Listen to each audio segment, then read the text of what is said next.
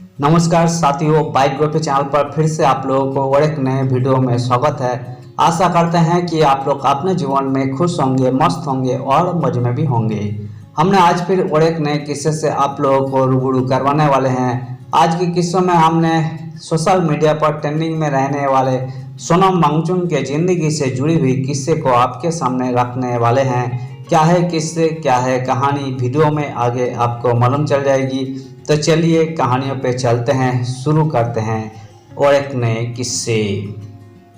कौन है सोनम वांगचुक? 9 साल तक नहीं पढ़े, फिर पिता से बगावत कर बने मैकेनिकल इंजीनियर।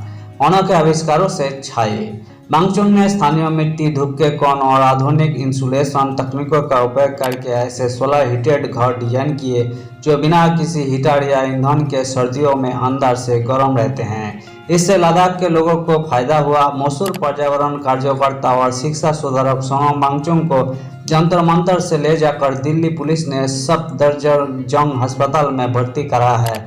जंतर मंतर से सोनम वांगचुक को हटाए जाने के बारे में दिल्ली पुलिस ने कहा कि हाई कोर्ट के आदेशों और मेडिकल विशेषज्ञों की सलाह के अनुसार सोनम वांगचुक की बिगड़ती सेहत को देखते हुए उन्हें जरूरी मेडिकल देखभाल के लिए अस्पताल में भर्ती कराया गया है। सोनम बीते 21 दिन से जंतर मंतर पर अनशन पर बैठे थे। वही कांग्रेस जनता पार्टी के अभिजीत दीपके के विरोध प्रदर्शन के तहत ये अनशन कर रहे हैं।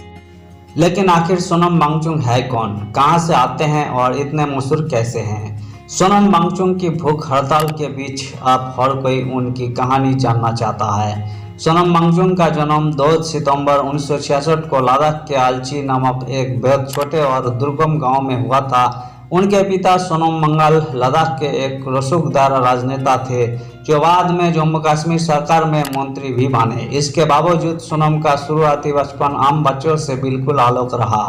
उन्हें 8 से 9 साल की उम्र तक किसी औपचारिक स्कूल में नहीं भेजा गया। उन्होंने अपनी मातृभाषा लद्दाखी में अपनी माँ से ही घर पर शुरुआती शिक्षा हासिल की। इस घरेलू माहौल ने उनकी रचनात्मकता और प्रकृति को समझने की बुनियादी समझ को बेहद मजबूत बना दिया। जब वे थोड़े बड़े हुए तो उन्होंने लीग से हटकर मैकेनिकल इंजीनियरिंग करने का फैसला किया, लेकिन उनके पिता इस फैसले के सख्त खिलाफ थे। अपनी जिद पर अड़े वांगचुक ने पिता की इच्छा के विरुद्ध जाकर इंजीनियरिंग की राह चुनी, जिसके चलते उनके पिता ने पढ़ाई का खर्च उठाने से मना कर दिया।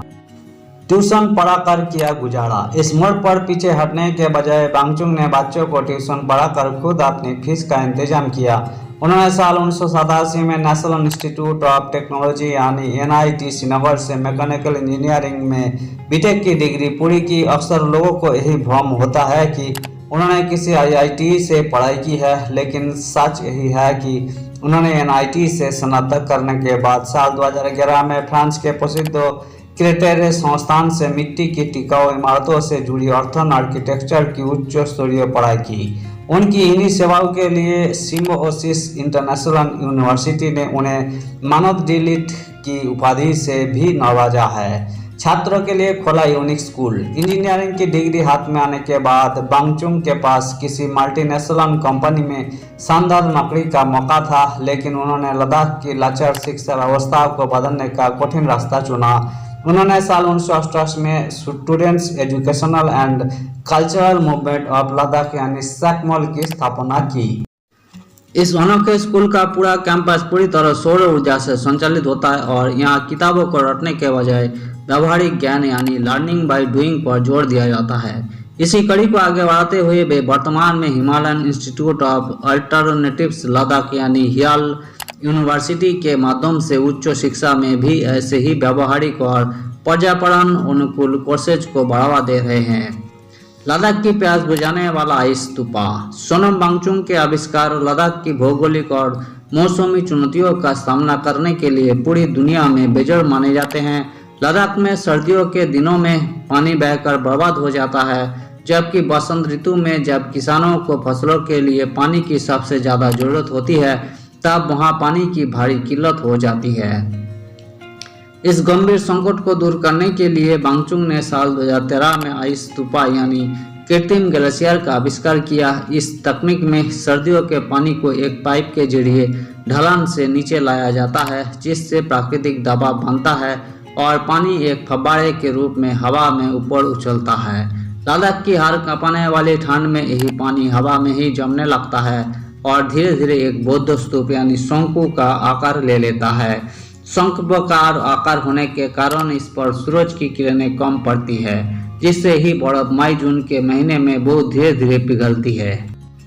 यही आविष्कार ठीक उसी समय किसानों को पानी देता है जब उन्हें खेतों की सिंचाई के लिए इसकी सबसे ज्यादा जरूरत होती है।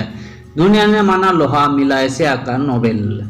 सोनम वांगचुक को साल 2018 में प्रतिष्ठित रेमन मैग्सेसे पुरस्कार से सम्मानित किया गया। इस पुरस्कार को पूरे एशिया का नोबेल पुरस्कार माना जाता है।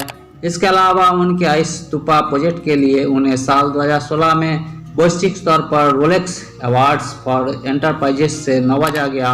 उन्हें साल 2017 में global award for sustainable architecture और 2014 में UNESCO chair for earthen architecture सम्मान भी मिल चुका है। धन्यवाद साथियों। इस वीडियो में हमने सोनम वांगचुक जो कि सोशल मीडिया पर बहुत ही ट्रेंडिंग में रहने वाले हैं, उनके जिंदगी से जुड़े हुए किस्से को आपके सामने हाईलाइट करने की कोशिश की है। उम्मीद है दोस्तों वीडियो आपको जरूर पसंद आई होगी। वीडियो पसंद आए तो लाइक कर दीजिएगा। चैनल पर नए आए हैं प्लीज एक सब्सक्राइब कर दीजिएगा। मिलते हैं नेक्स्ट वीडियो में। धन्यवाद।